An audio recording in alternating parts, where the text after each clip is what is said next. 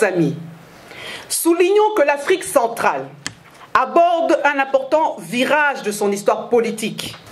Je vous invite à chercher ensemble des éléments de compréhension à cette double interrogation, à savoir, qu'est-ce que c'est une constitution?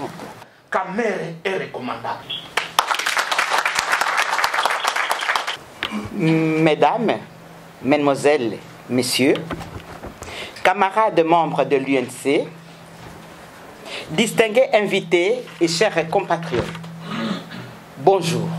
Bonjour. Esengozali. UNC. UNC. UNC. Toujours ensemble. Caméré. Président.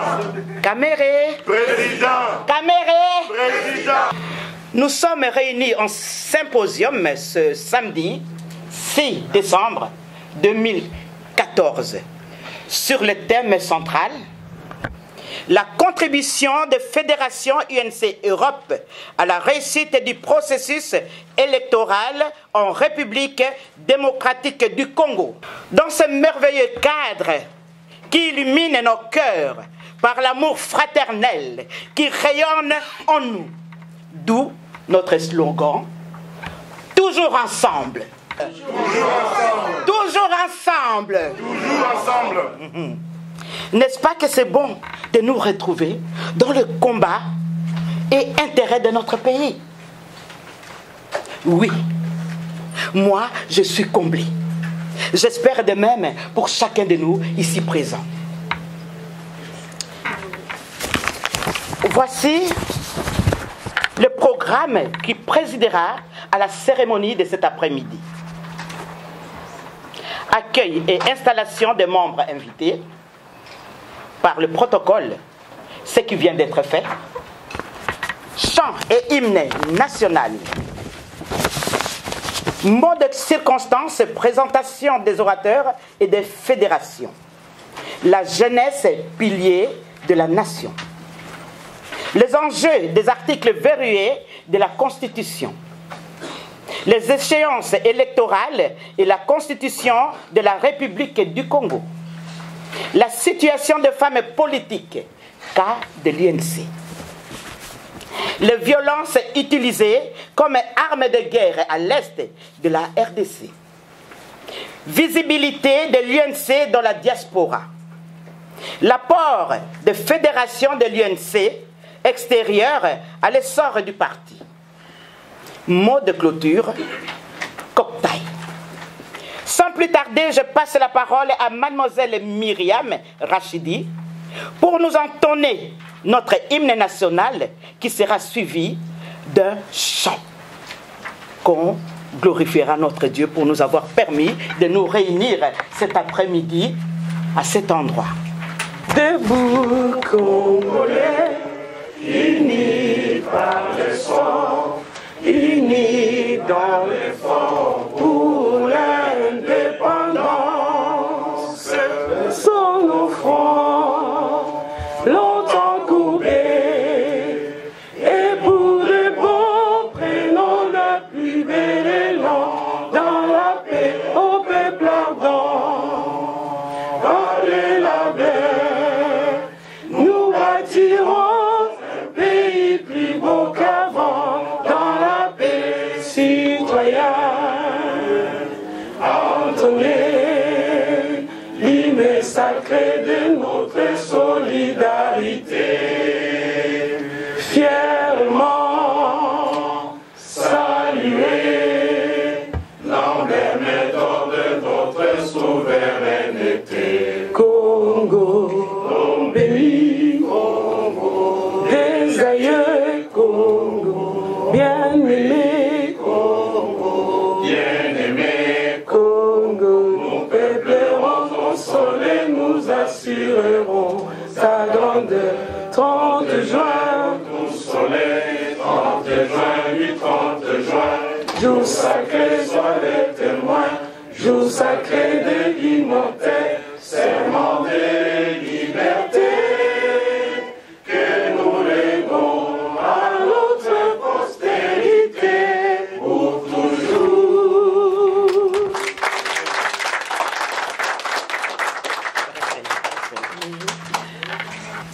Maintenant, nous allons laisser, une fois de plus, la parole à notre amie, sœur, compatriote Myriam Rachidi pour nous entonner un chant. Et ce chant-là, nous allons l'écouter avec amour. Ce chant-là va nous parler de celui qui nous a créés, de celui sans qui nous ne pourrons pas être ici présents. Nous allons écouter la voix sublime de notre sœur. Sans plus tarder, Myriam, à toi la parole. Alors, le chant que je vais entreprendre, c'est en anglais, qui veut tout simplement dire que Dieu, nous attendons tout de toi. Et nous avons un chant de délivrance que nous voulions chanter le jour où le Congo sera libre. Donc voilà, c'est tout simplement ça. Oh Lord, you're my everything. Praise away this for the my King. Oh, thou who he reigns, every praise. Oh Lord, you're my everything.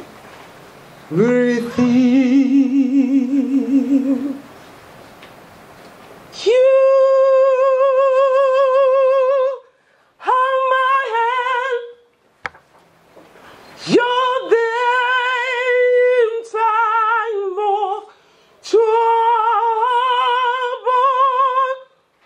You are my light. You're there in time of darkness. Oh,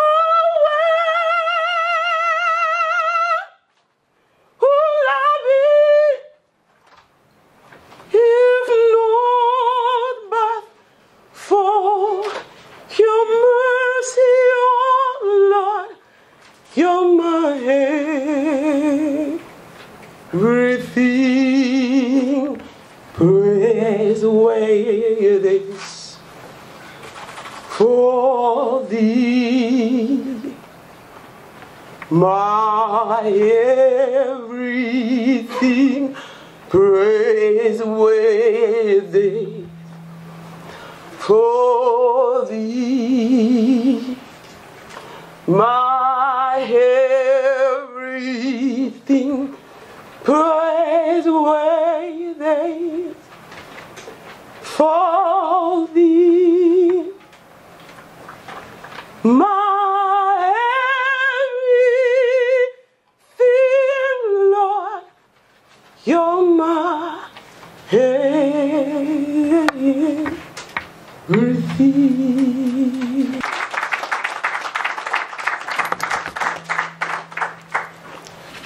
Laissez la parole plutôt à notre secrétaire fédéral, Monsieur Didier Piana, pour pouvoir faire la présentation des invités avec un mot de circonstance certainement.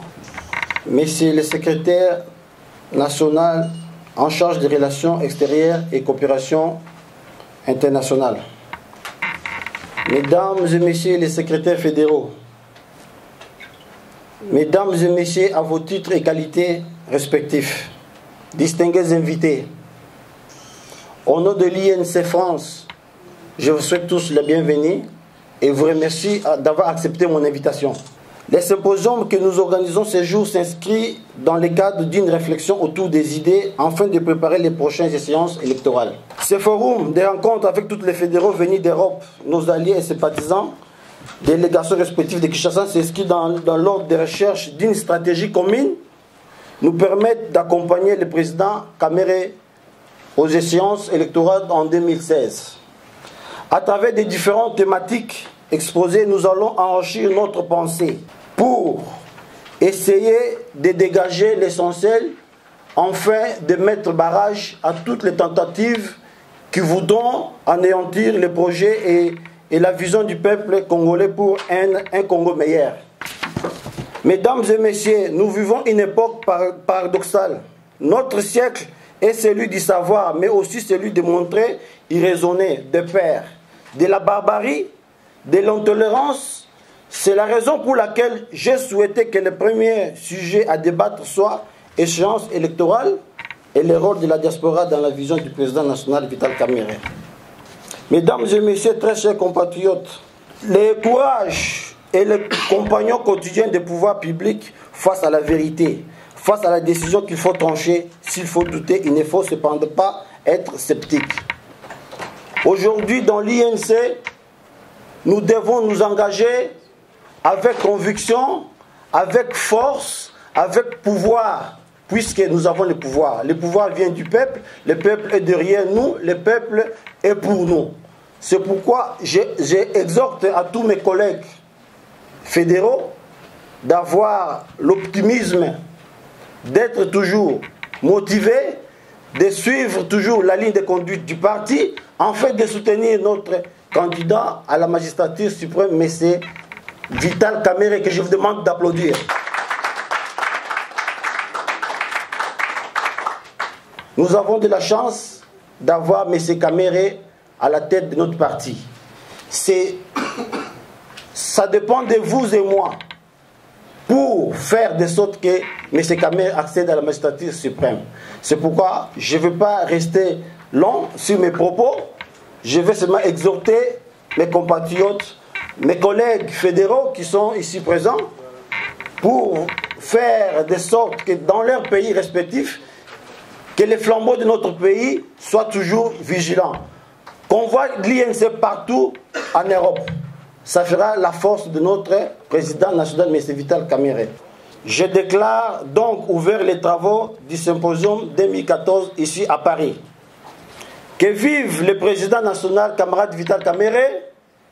Que vive l'Union pour la nation congolaise. Que Dieu bénisse la RDC. Je vous en remercie. Sans tarder, je vais passer à la présentation des membres et invités.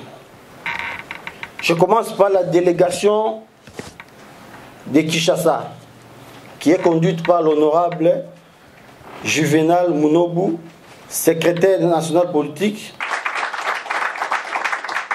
Madame Lydie Omanga, conseillère en matière de communication du président national, M. Vital Kamerhe.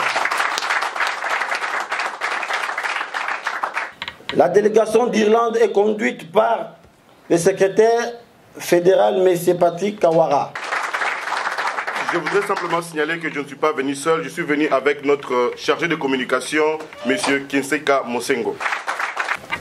La délégation du Royaume de Belgique est conduite par la secrétaire fédérale, professeur Coco Nicole Boacha. Je voudrais aussi signaler que je suis venu avec ma délégation, M. Michel Moto, deuxième secrétaire fédéral adjoint, chargé de la communication. M. Dadé Ngoma, chargé des questions stratégiques. Madame Mimosa, notre chère trésorière. Dr Adolphe Niakassane, membre. Moïse Begou, membre. Zozo Ndombe, pardon.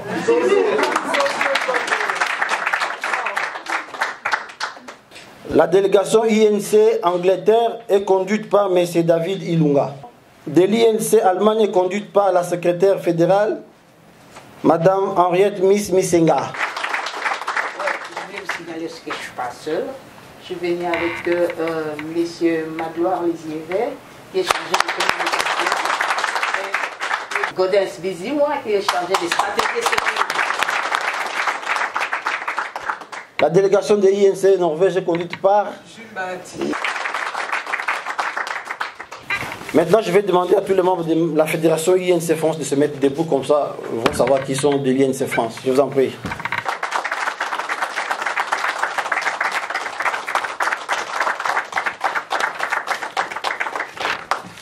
La section Mantes-la-Jolie est conduite par le secrétaire sectionnaire, M. Anita Mbala.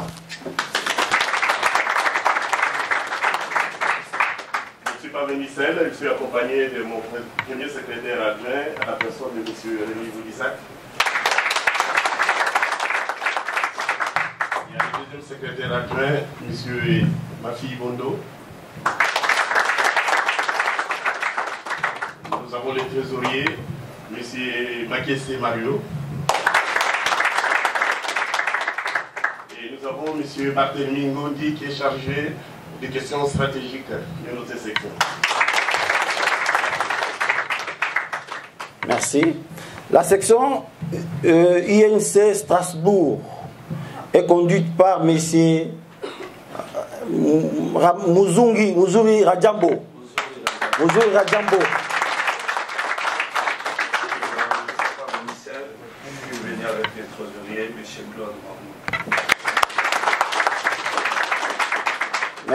Merci d'être venu. Donc, je crois que la présentation est finie. Les alliés sont là. Il y en a qui ne peuvent pas être présentés. Il y en a qui sont en train de venir. Donc, au nom du président national, M. Vital Kamere, je déclare ouvert le symposium. Je vous en remercie. Nous allons encore une fois applaudir très fort le fédéral, M. Piana. Et c'est Gozali Kaka. Voilà, nous allons passer la parole à Madame. Oui, parce que j'ai pu comprendre que le fédéral Piana voulait qu'on mette à l'évidence les échéances électorales et la constitution de la République démocratique du Congo. Merci Madame la modératrice. Avant toute chose, chers amis, je voudrais m'acquitter d'un agréable devoir, celui de saluer et de remercier le secrétaire fédéral de la France, Didier Piana, pour l'intérêt qu'il manifeste en nous invitant à ce symposium. Non seulement les membres des différentes fédérations d'Europe y sont conviés, mais également les représentants de notre diaspora congolaise. Je me réjouis de cette initiative dans la mesure où je demeure convaincu que les échéances électorales à venir représentent un tel enjeu que nous devons suffisamment être vigilants et alertes pour ne pas se réveiller un beau matin et être surpris, comme en 2011, par la révision de certains articles comme le 71 de la Constitution, au terme duquel désormais le président de la République est élu à la majorité simple des suffrages exprimés, supprimant ainsi les 2 tours précédemment prescrits.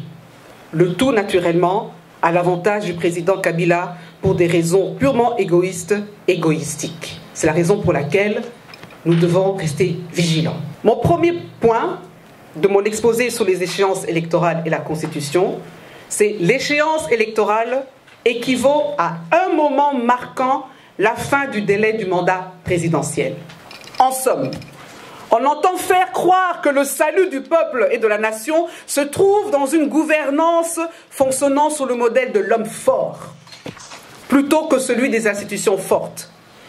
Chers amis, soulignons que l'Afrique centrale aborde un important virage de son histoire politique et constitutionnelle, qui s'annonce comme palpitante à quelques années de la fin du second et dernier mandat des présidents comme Joseph Kabila de la RDC, Pierre Nkurunziza du Burundi, Denis Sassou Nguesso du Congo et Paul Kagame du Rwanda, avec des incertitudes sur le respect des constitutions. Ces projets de révision à répétition seraient justifiés, selon le gouvernement, par des raisons d'économie, tandis que l'opposition y voit des manœuvres au minimum pour étirer le mandat présidentiel et contourner ainsi l'article 220 que j'ai tant vanté. Le texte constitutionnel de février 2006, qui avait été soumis à son époque au référendum le 18 décembre 2005, avait pour mérite, les amis, parce que c'était un beau texte, avait pour mérite d'interroger le peuple qui a tranché dans le but d'avoir un même langage et partager la même préoccupation. 1. Au référendum de 2005, je dis bien, changer la configuration des institutions dans un sens qui apporte le renouveau sécuritaire et socio-économique. À tort ou à raison, les Congolais au référendum de 2005, se sont fort peu intéressés aux discussions et qui qualifient de haute trahison. Sommes-nous réellement prêts à en assumer les conséquences si on laisse passer cette réforme, cette constitution, cette révision?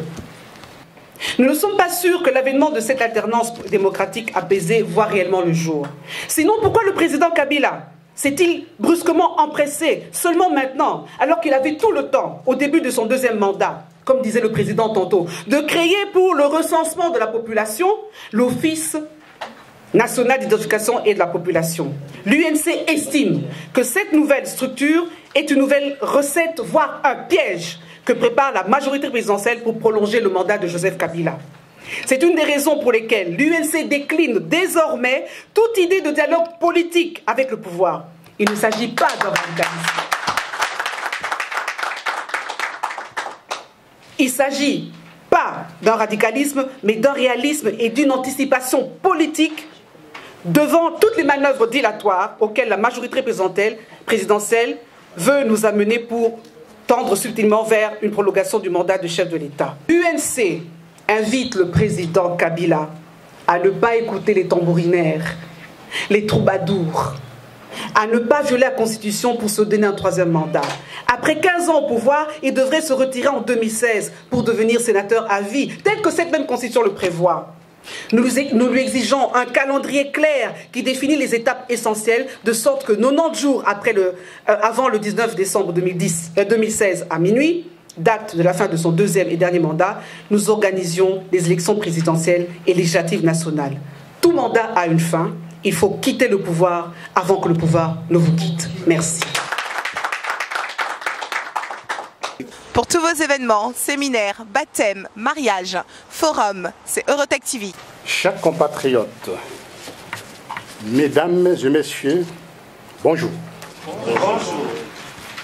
Chers compatriotes, mesdames et messieurs, je vous invite à chercher ensemble les éléments de compréhension à cette double interrogation, à savoir, qu'est-ce que c'est une constitution?